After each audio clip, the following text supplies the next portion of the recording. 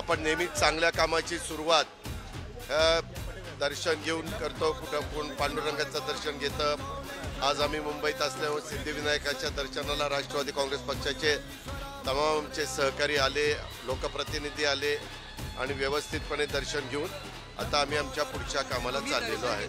आम्ही जे काही आता जनतेच्या समोर जाणार आहोत त्याच्यामध्ये त्या ठिकाणी जनतेने आम्हाला आशीर्वाद द्यावेत, सिद्धिविनायकाने आम्हाला आशीर्वाद द्यावेत, त्याकरता आम्ही ती व्हिक्टरीची खूण दाखवलेली आहे। शेवटी जनता जनार्दन सर्व काही काय असतं आणि तो मतदार राजा आहे। आम्ही लोकांचा विश्वास पुन्हा संपादन करण्याच्या करता त्यांच्या समोर जाणार आहोत। परंतु ह्या सगळ्या गोष्टीची सुरुवात एका चांगल्या दिवशी केली जाते।